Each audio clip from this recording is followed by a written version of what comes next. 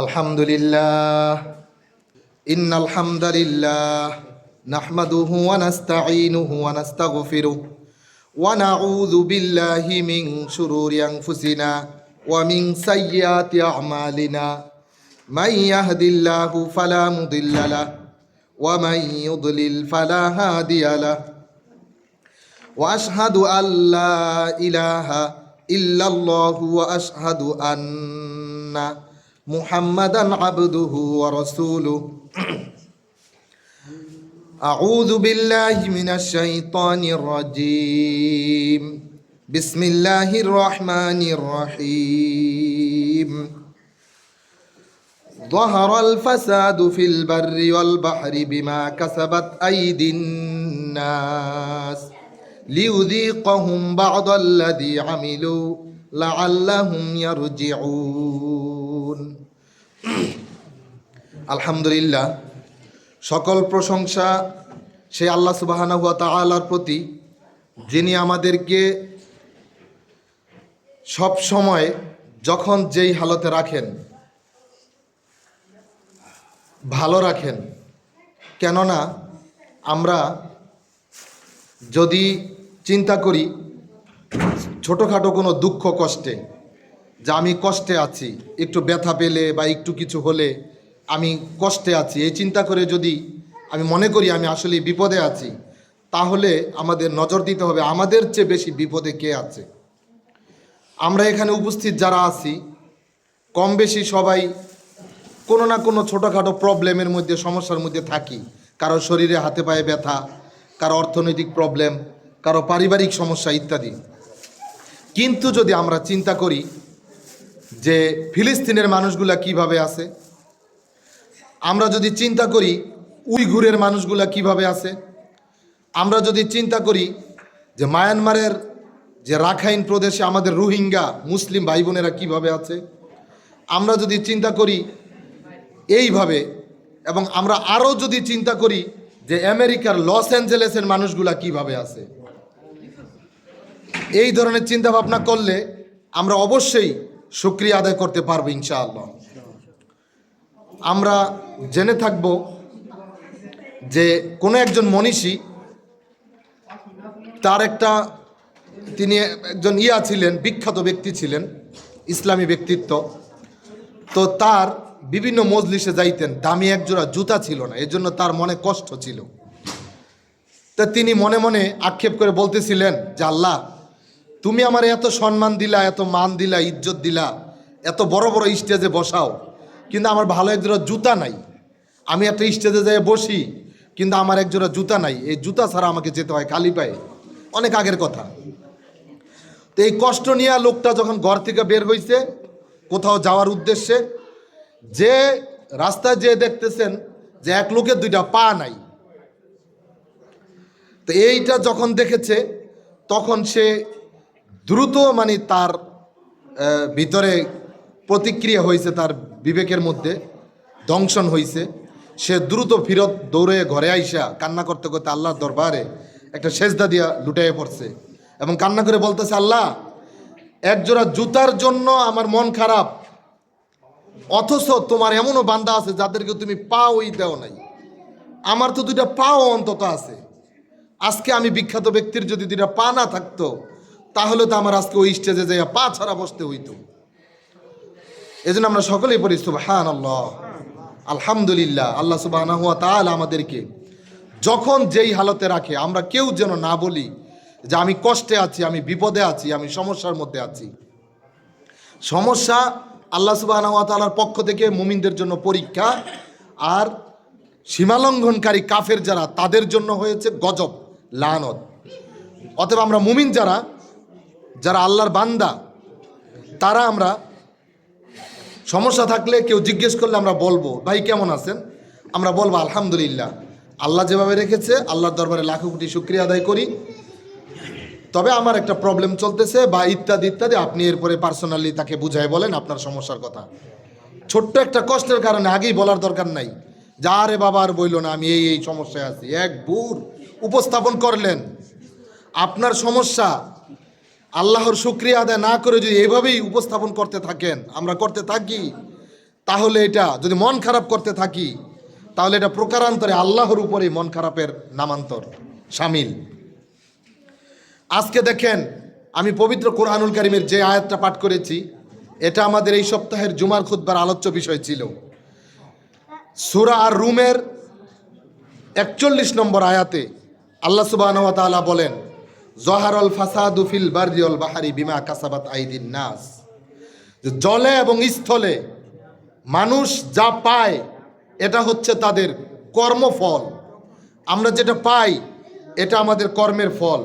এরপরে বলেন, লিউযিকহুম বা'দাল্লাযী আমিলু লাআল্লাহুম ইয়ারজিউন, যে তাদেরকে কতিপয় কাজকর্মের জন্যে তাদের শাস্তি স্বাদ আস্বাদন করাতে চান, যাতে করে আমরা কি করি, ভুল ভ্রান্তি থেকে, আমাদের বিপদগামিতা থেকে আমরা ফিরে আসি, আমাদের সীমালঙ্ঘন করা থেকে আমরা যাতে ফিরে আসি। ইতিহাস সাক্ষী, আল্লাহ সুবহানাহু ওয়া তাআলা পবিত্র কোরআনুল কারীমের মধ্যে যেই বাণী আজ থেকে ১৫০০ বছর আগে উল্লেখ করেছেন এবং অন্যান্য নবী রাসূলদেরকে আরও বহু আগে অন্য কিতাবের মাধ্যমে তিনি হুঁশিয়ারি করেছেন, যেগুলার নোট এই কিতাবের মধ্যে আল্লাহ দিয়ে দিয়েছেন। আল্লাহকে আমরা দেখতে পাই না নিজ চোখে, এবং কি আমরা আজকে ১৫০০ বছর পরে কোনো নবীকেও দেখতে পাই নাই, কিন্তু দেখেন আল্লাহর বাণীগুলা কিভাবে আমাদের চোখের সামনে।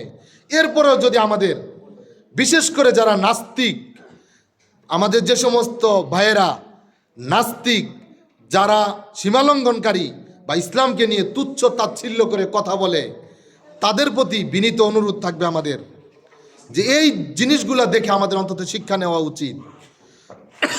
ইতিহাসের সবচেয়ে বড় ঘটনাগুলির মধ্যে প্রথম যেই ঘটনাটা ঘটেছে, সর্বজন বিদিত হযরত নূহ আলাইহিস সালাতু ওয়াস সালামের জাতি, নবী নূহ আলাইহিস সালাতু ওয়াস সালামের পক্ষ থেকে আল্লাহর যে তাওহীদের বাণী প্রচারিত হয়েছিল, সেই বাণী তারা বিশ্বাস স্থাপন না করার কারণে, সীমালঙ্ঘন করার কারণে তারা কি করেছিল, আল্লাহর পক্ষ থেকে গজবের শিকার হয়েছিল, মহাপ্লাবন হয়েছিল। এই কথা কোনো অমুসলিমরাও অস্বীকার করে না। এরপরে হযরত লূত আলাইহিস সালাতু ওয়াস সালামের গোত্র, লূত আলাইহিস সালাতু ওয়াস সালামের গোত্রের লোকেরা সমকামিতায় জড়িত ছিল। প্রিয় ভাইরা, আমরা খুব সতর্ক। গত কিছুদিন আগে বাংলাদেশে সমকামিতাকে প্রতিষ্ঠিত করার জন্য বিগত সরকারের বিভিন্ন মহল থেকে বা নেতৃস্থানীয় ব্যক্তি যারা এটার পিছনে কাজ করেছিল, তাদের জন্য আমরা হেদায়েতের দোয়া করতে পারি। অথবা সরকারকে যারা বাধ্য করেছিল, যেই চেতনাধারী মহল, যে সমস্ত মানুষ আল্লাহর সৃষ্টিতে খুশি নয়, যারা নারী হইয়া নারীতে খুশি না, পুরুষ হয়ে পুরুষে খুশি না, এই সমস্ত যারা সমকামী, এই সমকামীদের জন্য উৎকৃষ্ট উদাহরণ হচ্ছে লূত আলাইহিস সালাতু ওয়াস সালামের কওমের উপরে, যারা পুরুষেরা পুরুষদেরকে জেনা করার জন্য, কামচরিতার্থ হাসিল করার জন্য বেছে নিয়েছিল। তাদেরকে আল্লাহ সুবহানাহু ওয়া তাআলা হুঁশিয়ারি উচ্চারণ করার পরে তারা বলেছিল লূত আলাইহিস সালামকে, না কোন অবাধ্য জাতি তার নবীকে বলেছিল, পারলে তোমার আল্লাহ যদি সত্য হয় তুমি তাহলে গজব নিয়ে আসো। আল্লাহ সুবহানাহু ওয়া তাআলা তাদেরকে গজবে পতিত করেছিল। আজকের সেই জর্ডানের ডেড সি, যেটা লূত আলাইহিস সালামের কওমের বংশের স্থান ছিল, এটাকে আল্লাহ সুবহানাহু ওয়া তাআলা উল্টিয়ে দিয়েছেন ফেরেশতাদের মাধ্যমে। এই ধরনের আদ, সামুদ, নমরুদের অসংখ্য ঘটনা আমরা বর্ণনা করতে পারবো ইনশাআল্লাহ। আল্লাহ সুবহানাহু ওয়া তাআলা সুচারুরূপে কোরআনুল কারীমের মধ্যে বর্ণনা করেছেন। তা আমরা বর্তমান সময়ের কয়েকটি ঘটনা উল্লেখ করি। করোনাকালীন সময়টা আমরা সবাই একটু স্মরণ করে দেখি যে করোনাকালীন সময়ে, করোনা আসার আগে কোনো মানুষ বাস্তবে চিন্তা করতে পেরেছিল যে এইভাবে করোনা মহামারী। আমরা প্রথম ইতালির মার্গেরাতে যখন প্রথম ওইখানে একটা সিন্দা করোনা কার যেন সংবাদ সম্মেলনে একদল লোক ইতালিয়ানদেরকে এইভাবে হুমড়ি খেয়ে পড়তে দেখা যায় না, ক্যামেরা নিয়ে। এরপরে সাংবাদিকরা আর কি, তো পরে আমি জিজ্ঞেস করলাম, জানতে চাইলাম যে কি সমস্যা, আগুন টাগুন লাগছে কিনা এই ভবনে, বা কোনো প্রবলেম হয়েছে কিনা। পরে আমার বলতে, তুই জানোস না সেই চায়নাতে নাকি ধরা খাইছে, করোনা ধরা খাইছে, কোভিড ধরা খাইছে, একজন রুগী ইতালিতে ধরা খাইছে, তার একজন মাত্র। এটার জন্য এত আতঙ্কগ্রস্ত হয়ে গেছে। এর পরবর্তীতে দেখেন সেই একজন থেকে ধীরে ধীরে কিভাবে পুরা পৃথিবীর প্রায় 800 কোটি মানুষ, হিন্দু মুসলিম ইহুদি খ্রিস্টান নির্বিশেষে সকল মানুষকে আল্লাহ সুবহানাহু ওয়া তাআলা ঘরবন্দি করে এবং কি সম্পর্ক বন্দি করে, যে বন্ধু বান্ধবী চাচা খুড়া মামা খালু আমার আপন খালা গ্রামের বাড়িতে মারা গিয়েছে, আমি ঢাকাতে তখন অবরুদ্ধ ছিলাম, আমার ইচ্ছা ছিল, স্বপ্ন ছিল আমি নিজে জানাজা করব, কিন্তু আমাকে যেতে দেয় নাই। বলছে খবরদার তুমি দেশে যেও না, গেলে তোমাকে দেশে ঢুকতেও দিবে না গ্রামে, আর তুমি ওইখান থেকে আসলে আবার ঢাকাতেও ঢুকতে দিবে না। কারণ তখন গ্রামের মাথায় প্রত্যেকটা গল্লির মাথায় বাঁশ দিয়া, ঢাকার শহরে গল্লির মাথায় বেড়া দেওয়া ছিল, বাঁশ দিয়া ইট দিয়া ওয়াল পর্যন্ত করে ফেলাইছে। চিন্তা করেন আর কিছুদিন হইলে প্রত্যেকটা গলি আরো উঁচা বিল্ডিং করে ফেলতো, অনেক জায়গায় মাজা পর্যন্ত হাঁটু পর্যন্ত ওয়াল করে ফেলাইছে রোডের উপরে, যেন কোনো গাড়ি ঢুকতে না পারে। সেই সময় আল্লাহ সুবহানাহু ওয়া তাআলা বিশ্ববাসীকে দেখিয়ে দিয়েছেন কাজ না করলেও মানুষকে ঘরে বসে আল্লাহ খানা পৌঁছায় দিয়া খাওয়াইতে পারেন। আল্লাহ যে রিজিকের মালিক, আল্লাহ যে রব, এটার উৎকৃষ্ট উদাহরণ। এবং বর্তমানে আমেরিকাতে আজকে 10-12 দিন ধরে লস অ্যাঞ্জেলেসে, ক্যালিফোর্নিয়ার, আমেরিকার সবচেয়ে আধুনিক যেই শহর, সবচেয়ে আমাদের জন্য সতর্কতা যেটা, সেটা হচ্ছে যে সবচেয়ে নোংরামির শহর হচ্ছে ওইটা আমেরিকাতে। নোংরামির যত সিমটম আছে, যত অবৈধ অশ্লীল অডিও ভিডিও আছে, যত পর্নোগ্রাফির আড্ডাখানা আছে, এই লস অ্যাঞ্জেলেস, এবং এখন শোনা যাইতেছে এই অগ্নি নাকি লাস ভেগাসের দিকে যাচ্ছে, সেটাও নাকি এর পরবর্তী শহর। সুতরাং যারা পৃথিবীতে এত কিছু করতে পারে, মুসলিমদের হত্যা করার জন্য এমন কোনো আইটেম আর তারা বাদ রাখে নাই, ধ্বংস করার জন্য যা করা দরকার সব করেছে। আমাদের ইরাক, আমাদের আফগানিস্তান, আমাদের প্রত্যেকটা দেশ তারা ধ্বংস করে দিয়েছে। আজকে দেখো আল্লাহ সুবহানাহু ওয়া তাআলা পবিত্র কোরআনুল কারীমের মধ্যে সূরা বুরুজের মধ্যে বলেছেন, ইন্না বাতশা রাব্বিকা লাশাদীদ। আল্লাহ কি বলেছেন? যে নিশ্চয়ই তোমার প্রতিপালকের ধরা অতি শক্ত। তোমার প্রতিপালকের যখন পাকড়াও করবেন, তিনি কঠিনভাবে পাকড়াও করবেন, তখন আর কেউ ছাড় পাবে না। সূরা বুরুজের বিশাল তাফসীরের মধ্যে রয়েছে যে কোন এক গোত্র, কোন এক অত্যাচারী শাসক মুসলিমদেরকে গর্ত খনন করে আগুন জ্বালিয়ে সেটার ভিতরে নিক্ষেপ করে তারা উপহাস করেছিল। এই ঘটনার পরে আল্লাহ বলেছেন যে তোমার প্রতিপালকের ধরা অতি শক্ত। দেখেন কিয়ামতের দিন আল্লাহ বলে দিয়েছেন যে তিনি ওই জালিম শাসক, তখন আগুনের মধ্যে তাদেরকে পোড়ানো হবে, আর মুসলিমরা আমরা দেখব। অথচ পৃথিবীতেই তিনি দেখাচ্ছেন জালিমদেরকে পুড়তেছেন, যারা আমাদের গাজাবাসীকে, যারা আমাদের ফিলিস্তিনবাসীকে, আমাদের মুসলিমদেরকে, পৃথিবীর প্রত্যেকটা, দেখেন আমাদের বাংলাদেশে কত অশান্তি সৃষ্টি করে রেখেছে। গণতন্ত্র নামক হারাম ঢুকিয়ে দিয়েছে ইসলামী খেলাফত। গণতন্ত্রটাকে পরিকল্পনা করে ঢুকানো হয়েছে যাতে ইসলামী খেলাফত কোথাও সফলতা না হইতে পারে, এই জন্য। কিন্তু গণতন্ত্র চরমতম হারাম। আজকে এই গণতন্ত্রের স্লোগান দিয়ে বাংলাদেশে দেখেন ভাইয়ে ভাইয়ে কত খুন খারাপি হয়েছে জমি জমা নিয়ে।